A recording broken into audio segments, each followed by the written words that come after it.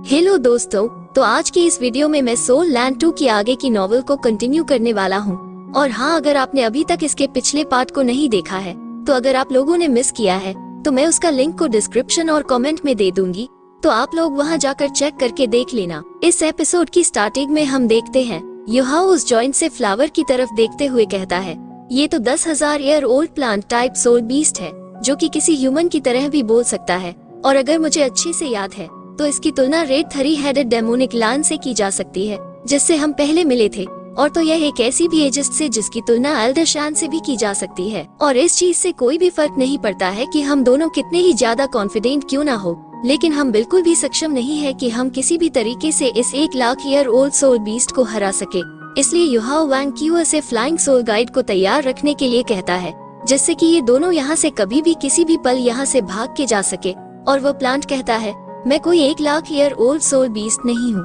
और इस चीज को सुनकर वैंग क्यूअर चौंक जाती है और यह कहती है, क्या तुम नहीं हो? और इस चीज को सुनकर युहाओ हैरान होते हुए कहता है, अगर यह 1,00,000 ईयर ओल्ड सोल बीस्ट नहीं है तो फिर? और युहाओ मन में कहता है, इसकी आवाज को सुनकर ऐसा लगता है कि यह किसी लड़की की आवाज हो, और अगर मैं इससे रिस्पेक्टफुली बात करता हूँ तो फिर शायद मैं बेकार की मुसीबतों से बच सकता हूँ।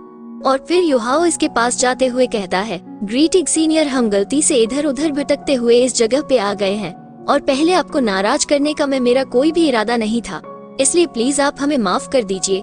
तो फिर यह फीमेल फ्लावर कहती है, वो ऐसी बात है क्या? तो फिर चलो मैं तुम दोनों को माफ कर देती। और इस चीज को सुन के इन दोनों को काफी तगड़ा वाला झटका लगता है और युहाओ हंसते हुए कहता है, क्या बस इतना ही? और वैंग क्यूअर कहती है, आखिरकार वो प्रेशर चला ही गया।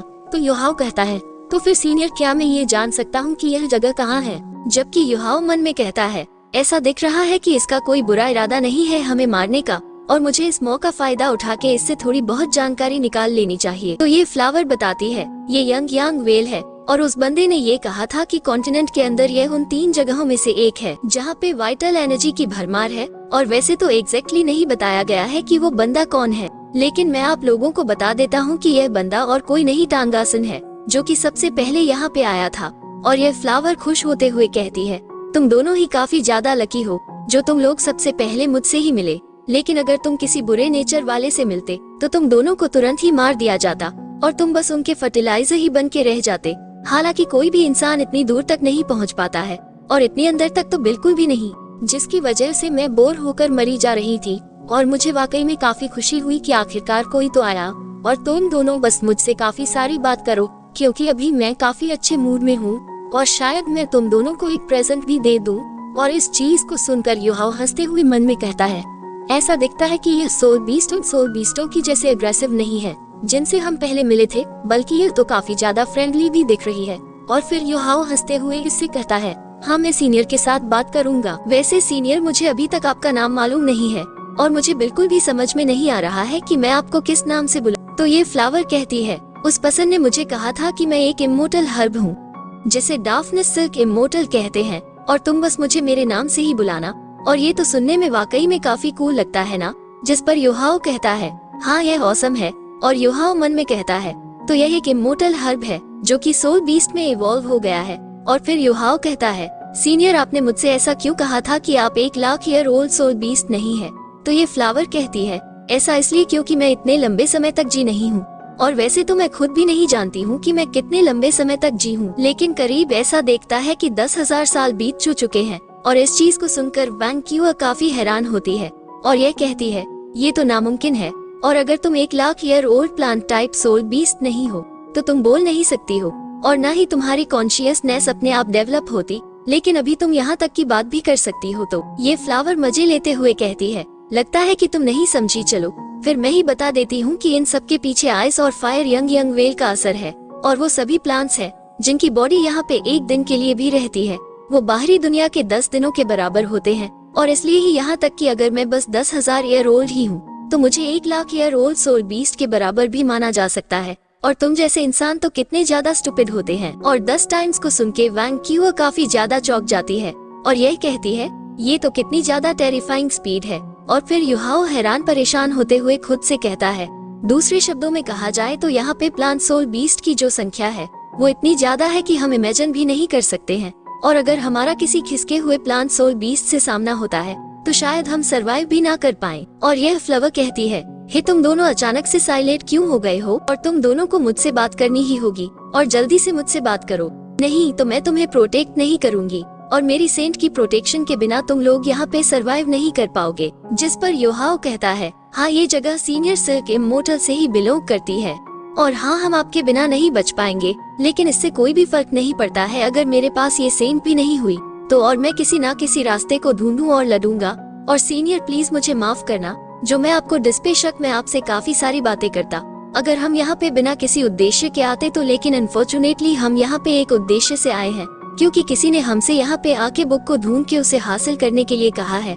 तो क्या आपने ऐसा कुछ आसपास देखा है? तो ये फ्लावर कहती है, ऐसा लगता है कि तुम्हें उसी बंदे के द्वारा भेजा गया है, क्या वो ठीक है? और काफी लंबा समय हो गया है जब से मैंने उसे नहीं देखा है। और इस चीज को सुनकर युहाओ थोड़ा चौंक जाता है और यह मन में कहता है, आखिर यह किस पसंद के बारे में बात कर रही है? क्या ये डोंगर के फादर या फिर अंकल न्यूटन के बारे में कह रही है? तो युहाओ कहता है, हाँ वो एकदम टकाटक है। तो सीनियर आपके पास वो बुक है क्या? तो ये फ्लावर कहती है, हाँ वो मेरे पास है। और तभी यह फ्लावर किसी तरीके की अपनी पावर को इस्तेमाल करने लगती है, जिसकी वजह से इसके अंदर से काफी ज्यादा पावर बाहर निकलती है, और उसमें से एक लाइट निकलती है जिसके अंदर वो बुक अपीयर हो जाती है। और इस बुक को देख के वांग क्यूअर हैरान होते हुए कहती है, तो ये सच था। जबकि युहाओ काफी खुश होता है और यह कहता है, ये सच था, अंकल न्यूटन ने मुझसे झूठ नहीं बोला था। सीनियर क्या आप मुझे ये बुक दे सकती है? जिस पर यह फ्लावर मना करते हुए कहती है, मैं ऐसा नहीं कर सकती हूँ, मैं इस काफी लंबे समय से गार्ड करती आ रही हूँ, और तो और उस बंदे ने ये कहा था कि इस बुक को उसी के वंशज के द्वारा ले जाया जा सकता है, या फिर वही पसंद जिसकी किस्मत में लिखा हो। तो अगर सच में तुम इस बुक को लेना चाहते हो तो तुम्हें सबसे पहले ये प्रूव करना होगा कि तुम उसके ही वंशज हो या फिर वही किस्मत वाले, और इसके लिए तुम्हें मेरे टेस्ट को पास करना होगा। और इस चीज को सुनकर युहाओ चौंक जाता है और पूछता है, कैसा टेस्ट है ये? और इस चीज को सुन के ये फ्लावर थोड़ी देर के लिए सोचने लगती है, जिसके बाद इसके अंदर से काफी खतरनाक और बाहर निकलता है, और यह कहती है, इस टेस्ट में अगर तुम केयरफुल नहीं रहे तो शायद ये तुम्हें मार भी दे। इस टेस्ट में मैं तुम्हें एक पोशन दूंगी जिसे तुम्हें पीना होगा, और अगर तुम सच में उसके ही वंशज हो तो यहाँ तक कि इसे खाने के बाद भी तुम नहीं मरोगे, और अगर तुम मर जाते हो तो तुम यही समझ लेना कि यह तुम्हारी किस्मत में थी ही नहीं। तो युहाओ दिखावटी हंसी दिखाते हुए कहता है, आखिर यह किस तरीके का टेस्ट है? अगर मैं मर गया तो मैं उसका वंशज नहीं हूँ। तो यह फ्लावर कहती है, मैं तुम्हें इसके आगे की डिटेल्स नहीं बता सकती हूँ, और अगर तुम करना चाहते हो तो मैं तुम्हें वो पोशन दे दूंगी जिसे तुम पी सकते हो। वांग क्यूअर युहाओ को रोकते हुए कहती है, युहाओ नहीं, वो जो भी तुम्हें दे रही है तुम उसे नहीं खा सकते हो। जिस पे युहाओ कहता है, वांग क्यूअर तुम चिंता मत करो, मैं पक्का सफल होगा, और वैसे तो मैं नहीं जानता हूँ कि मैं उस पसंद का डिसेंडेंट हूँ या नहीं जिसके बारे में ये बात कर रही है। हालांकि अगर मैं सफल होकर उस बुक को हासिल कर लेता हूँ तो वह मेरी मोटल हर्ब को ढूंढने में मदद कर सकती है, जिससे कि मैं डोंगर को ठीक कर सकूंगा, और अंकल दामिंग भी ऐसे ट्रायल को सेट नहीं करेंगे जिसे मैं पास न कर सकूं। और उन्होंने पक्का इस चीज का काफी पहले ही अंदाजा लगा लिया होगा, और उसी वजह से शायद उन्होंने मुझे यहाँ पे भेजा है। इसलिए 50% चांसेस ये है कि मैं इसके अंदर सफल हो सकता हूँ। तो वांग क्यूअर युहाओ को रोकते हुए कहती है, नहीं, ये सिर्फ 50% ही है, मतलब कि बाकी का जो 50% है उसके हिसाब से तुम निश्चित रूप से मारे जाओगे, और तुम्हारे सफल होने के चांसेस भी काफी कम है, और अगर कुछ भी अनएक्सपेक्टेड होता है तो तुम बिन वजह ही मारे जाओगे। और मैं ये भी बता सकती हूँ कि यह जो पोशन को तुम्हें देने की कोशिश कर रही है वो भी बिल्कुल किसी भी तरीके से सिंपल नहीं होगा, और तो और तुम्हारे सर्वाइवल रेट भी 50% से ज्यादा नहीं है।